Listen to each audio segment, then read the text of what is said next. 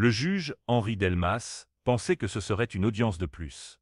Une affaire banale, un adolescent rebelle, quelques preuves, un verdict rapide. Il s'installa mollement dans son fauteuil, tapa du doigt sur le bois poli et balaya la salle du regard, sans grand intérêt. Mais très vite, il sentit quelque chose d'étrange. La salle d'audience était pleine. Trop pleine. Pas seulement de curieux, il y avait une tension dans l'air, comme si tout le monde attendait un événement inhabituel. Au centre, seul à la table de la défense, se tenait un garçon de 18 ans, les mains dans les poches, le regard levé, calme, presque insolent. Lucas Bernard, accusé de vol de voiture et de résistance à l'arrestation. Deux chefs d'accusation graves. Et pourtant, il ne tremblait pas. Il fixait le juge comme s'il n'avait rien à craindre. Delmas haussa un sourcil, amusé. « Tu crois que tu vas nous impressionner, petit? Ici c'est un tribunal, pas une scène de théâtre. » Quelques rires nerveux éclatèrent dans la salle. La procureure sourit. Même l'huissier sembla amusé. Mais Lucas ne bougea pas, il ne répondit rien. Il attendait, avec cette assurance étrange, presque dérangeante. Ce que le juge Delmas ne savait pas encore, c'est que ce jeune homme allait faire vaciller toute une machine judiciaire, et que cette audience, qu'il croyait ordinaire, deviendrait inoubliable. Lucas Bernard n'était pas un adolescent ordinaire. Tandis que ses camarades rêvaient de devenir footballeurs ou influenceurs, lui passait ses soirées à lire des recueils de jurisprudence, à regarder des documentaires sur les erreurs judiciaires, ou à écouter sa mère raconter les rouages du système. Sa mère, Isabelle Bernard, était assistante juridique depuis plus de 20 ans. Elle avait vu passer des centaines de dossiers, des centaines de visages. Des innocents oubliés, des coupables relâchés, des décisions absurdes rendues au nom d'une justice parfois aveugle, ou simplement pressée. Chez les Bernard, les repas se faisaient souvent entre deux dossiers, et Lucas, dès son plus jeune âge, tendait l'oreille. À 14 ans, il pouvait citer des articles de loi par cœur. À 16, il avait déjà lu plus de 50 décisions de la Cour de cassation. Et à 18 ans, il avait passé une année entière à se former seul, dans l'ombre, obsédé par l'idée qu'un jour, il devrait se défendre, ou défendre quelqu'un d'autre. Ce jour était arrivé. Ce procès, il ne l'avait pas choisi, il ne l'avait pas cherché. Mais il y était préparé. Pas parce qu'il s'imaginait accusé à tort, mais parce qu'il savait que dans ce monde, être jeune, être sûr de soi, ou avoir un visage qu'on ne trouve pas conforme, pouvait suffire à être désigné coupable. Alors quand il s'était retrouvé au poste, menotté, étiqueté suspect, il n'avait pas paniqué. Il avait observé, écouté, noté chaque détail, il savait que ce procès ne serait pas une simple démonstration de rhétorique. C'était bien plus que ça, c'était le combat de sa vie. Non pas pour sauver sa réputation, mais pour forcer ce tribunal à ouvrir les yeux. Lucas ne voulait pas seulement prouver son innocence. Il voulait mettre le système face à ses contradictions.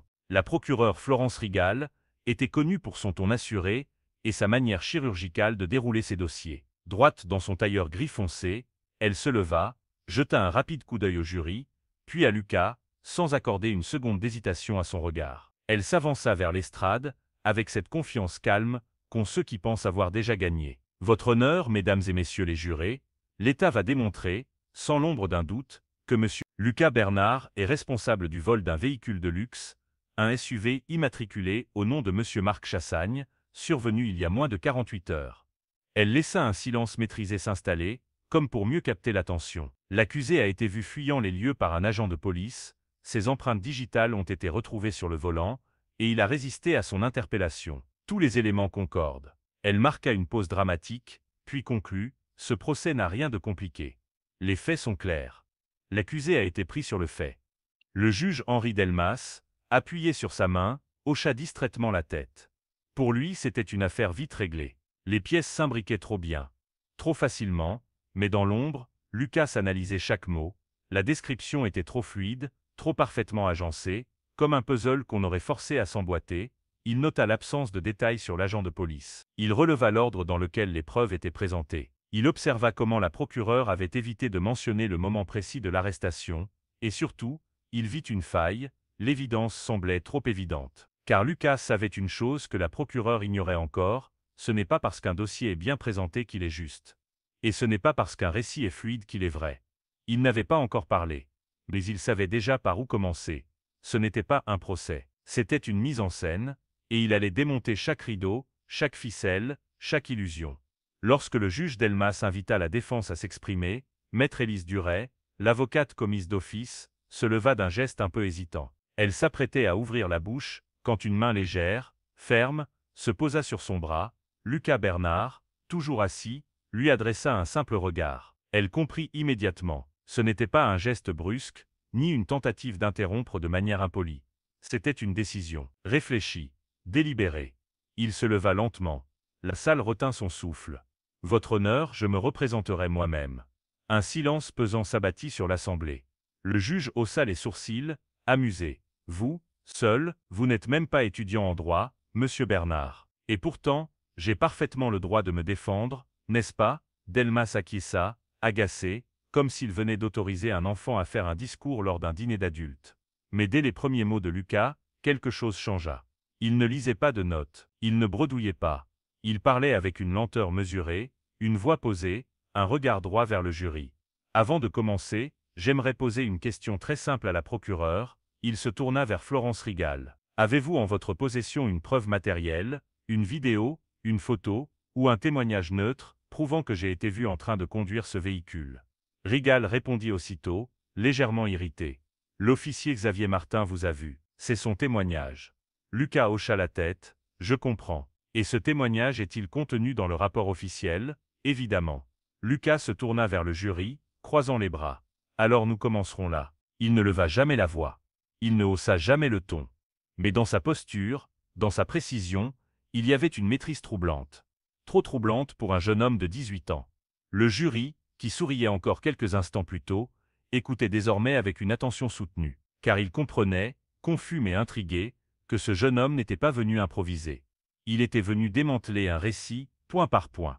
La salle était suspendue aux lèvres de Lucas Bernard. Son ton calme contrastait avec l'agitation silencieuse qui gagnait les bancs du public. Il se tenait droit, à quelques pas de la barre, les mains jointes derrière le dos. « Votre honneur, je souhaite que le témoignage de l'agent Xavier Martin soit retiré du dossier. » Le juge Delmas plissa les yeux. « Sur quelle base, monsieur Bernard ?» Lucas se tourna légèrement vers la procureure Florence Rigal, puis vers le jury. « Parce que l'agent Martin n'était pas en service la nuit de mon arrestation. Il ne pouvait donc pas m'avoir vu au volant, comme il le prétend. » Un murmure secoua la salle. Florence fronça les sourcils, surprise. Elle tenta de garder contenance. « C'est absurde, ce témoignage figure noir sur blanc dans le rapport. »« Justement, » répondit Lucas. « C'est ce que je trouve inquiétant. Je demande que le tribunal exige les relevés GPS du véhicule de patrouille de l'agent Martin pour confirmer sa localisation ce soir-là. » Un silence pesant s'abattit. Le juge tourna lentement la tête vers la procureure. Madame Rigal, elle marqua une brève hésitation. Puis, d'un ton moins ferme, « Je n'ai aucune objection. » Mais c'était trop tard, son hésitation venait de tout changer. Le jury l'avait vu douter, Lucas reprit aussitôt. « Si les coordonnées GPS prouvent que l'agent se trouvait ailleurs, alors il aura menti sous serment. Et cela signifie que l'un des piliers de l'accusation s'effondre. » Il se tourna vers les jurés. « Je ne vous demande pas de me croire sur parole. Je vous demande de regarder les faits. Un homme dit m'avoir vu conduire. Mais il n'était pas là. » Il laissa planer un silence. À partir de là, tout le reste mérite d'être remis en question. Le juge s'était redressé. Les rires discrets avaient cessé. Même l'huissier, auparavant moqueur, gardait désormais les yeux rivés sur Lucas. Ce jeune homme venait de faire ce que peu d'adultes osaient faire, il avait ouvert une brèche dans une machine bien huilée. Et dans cette brèche, s'était infiltré le doute. Le silence dans la salle était désormais pesant. Même la juge Florence Rigal, quelques minutes plus tôt si assurée, évitait le regard du jury. Mais Lucas Bernard, lui, avançait avec calme, presque avec méthode. Il se plaça devant les jurés, les mains ouvertes, la voix toujours posée. « Mes empreintes ont été retrouvées sur le volant de la voiture. C'est exact. Je ne nie pas ce fait. Mais j'aimerais que vous vous posiez une question simple. » Il marqua une pause. « Avez-vous déjà essayé un manteau dans un magasin? Vous l'avez peut-être enfilé, touché, manipulé. Puis vous l'avez reposé. Quelques heures plus tard, quelqu'un le vole. Est-ce que cela fait de vous un voleur ?» Des regards se croisèrent parmi les jurés. L'analogie était frappante. Ce véhicule était stationné devant une supérette, moteur éteint, mais portière entr'ouverte. Moi et mes deux amis sommes passés devant. J'ai posé la main sur la poignée, j'ai ouvert, par curiosité, j'ai regardé à l'intérieur. Et je suis reparti. Rien d'autre. Il regarda directement la procureure. Était-ce une erreur? Oui. Une imprudence. Mais un crime? La salle retenait son souffle. Lucas continua. s'adressant au juré. On veut vous faire croire qu'une empreinte sur un volant suffit à prouver que j'ai conduit, que j'ai fui, que j'ai volé. Mais réfléchissez un instant. Pas de vidéo. Pas de témoin direct. Pas même de preuve que j'ai été vu dans le véhicule en mouvement. Il laissa ces mots résonner. Puis ajouta doucement, la loi ne condamne pas sur des suppositions. Elle exige des preuves. Et ce que vous avez devant vous, ce n'est pas une preuve. C'est une hypothèse. Les membres du jury ne disaient rien. Mais leur posture avait changé. Moins rigide. Plus attentive. Le juge Delmas, lui-même, ne feuilletait plus son dossier. Lucas venait d'ébranler un autre pilier de l'accusation. Et cette fois, ce n'était pas une attaque technique. C'était une question de logique, de bon sens. Et ce bon sens était en train de changer la dynamique du procès. Mais Lucas n'avait pas dit son dernier mot. Il revint vers sa table, prit une feuille soigneusement protégée dans une chemise plastique, puis se tourna vers le juge. « Votre honneur, j'aimerais verser au dossier une déclaration écrite du propriétaire du véhicule, Monsieur Marc Chassagne. » Le juge Delmas haussa un sourcil. Pourquoi cette pièce n'est-elle pas déjà dans les documents transmis par le parquet? Lucas se tourna alors vers la procureure Florence Rigal. C'est une excellente question.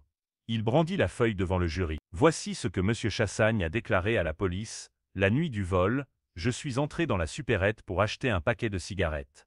J'ai laissé ma voiture allumée. En sortant, j'ai vu quelqu'un partir avec.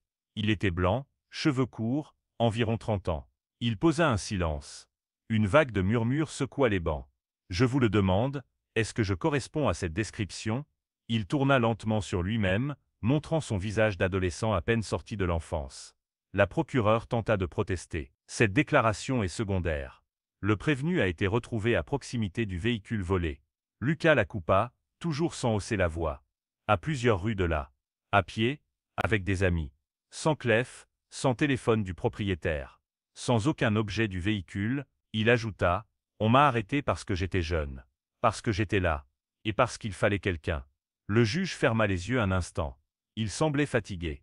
Presque ébranlé, le jury, lui, n'avait plus besoin d'explications. Lucas venait de révéler ce que tout le monde avait préféré ignorer, la vérité n'était pas dans les preuves présentées. Elle était dans celles qu'on avait volontairement oubliées. Lucas Bernard s'approcha lentement de la barre, une feuille entre les mains. Il ne tremblait pas, il ne souriait pas. Il avançait comme un chirurgien avant une incision. Votre honneur, j'aimerais vous soumettre un élément de preuve omis dans le dossier de l'accusation.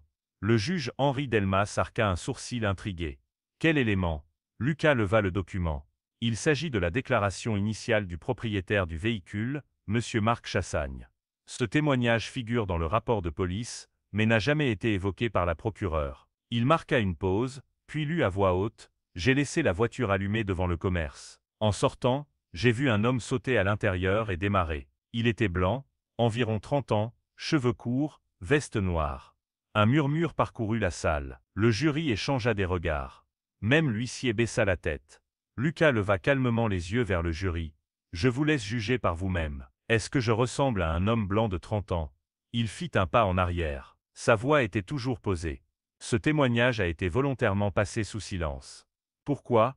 Parce qu'il contredit toute la version de l'accusation. Parce qu'il fait s'écrouler la construction soignée du récit présenté ici. La procureure Florence Rigal tenta de reprendre la parole. Ce détail est sans importance. L'accusé a été retrouvé à proximité du véhicule, à plusieurs rues de là, répliqua Lucas. Et à pied. Sans clef, sans preuve, sans le moindre lien matériel avec le véhicule, mis à part une empreinte sur le volant. Il désigna à nouveau le document. Et pourtant ce témoignage du propriétaire n'a jamais été lu, jamais cité, jamais présenté. Ce n'est pas un oubli. C'est un choix. Le juge Delmas porta une main à son visage, visiblement contrarié. Il jeta un regard à la procureure, puis au document, puis au jeune homme. Le doute s'était installé. Mais maintenant, il faisait plus que flotter dans la pièce. Il pesait, il grondait, et il retournait toute l'affaire. Car si on avait ignoré une preuve aussi capitale, alors, quelles autres vérités avaient été volontairement cachées? Lucas Bernard se tenait désormais seul, au centre de la salle d'audience. Il venait de démonter, pièce par pièce, l'édifice que l'accusation avait patiemment construit. Et à chaque silence qui suivait ses paroles, c'est le doute qui prenait le relais. Il inspira profondément, puis regarda droit vers le jury, puis vers le juge Delmas. « J'ai 18 ans. Je n'ai jamais étudié dans une université de droit. Je ne suis ni avocat, ni juriste, ni expert. Il se tut une seconde, la voix stable, les épaules droites. Et pourtant, aujourd'hui, j'ai dû faire ce que personne dans cette salle n'a voulu faire, poser des questions. Exiger des preuves. Remettre en question ce qu'on voulait que j'accepte sans réfléchir. Il tourna lentement sur lui-même, adressant un regard franc à chaque membre du jury. Si un garçon de 18 ans, sans diplôme, peut faire vaciller une accusation qui paraissait inébranlable, alors le vrai problème ne vient pas de moi. Il vient du système. Il laissa le silence s'installer. Ce procès n'est pas le mien. Pas vraiment. C'est le procès d'un engrenage qui broie sans vérifier. Qui accuse d'abord, et écoute ensuite. La salle était figée. La procureure Rigal fixait son pupitre, muette. Le juge Delmas, lui, semblait ailleurs. Il avait posé ses lunettes sur la table, les doigts croisés devant la bouche. Enfin, il inspira lentement, ouvrit le dossier, et le referma aussitôt. Affaire classée. Le mot résonna comme un coup de tonnerre. Un brouhaha s'éleva aussitôt dans la salle. Certains se couvrirent la bouche. D'autres échangèrent des regards d'incrédulité. Mais Lucas ne bougea pas. Il resta immobile, les yeux dans le vide, le cœur battant. Il venait de gagner. Pas seulement sa liberté. Il venait de redonner du sens à un mot galvaudé, justice. À l'extérieur, il retrouva sa mère, Isabelle. Elle était là, debout au bas des marches, les bras croisés, le regard embué. « Tu m'as fait une peur bleue », Lucas esquissa un sourire fatigué. J'avais pas le choix. Elle le prit dans ses bras, en silence.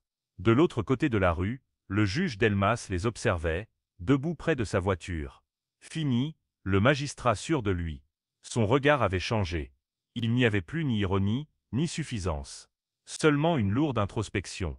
Il comprenait maintenant. Ce procès n'était pas un simple écart dans son planning. C'était un réveil brutal, un rappel que derrière chaque dossier, il y a une vie. Et parfois, un jeune homme capable de faire trembler les fondations du système.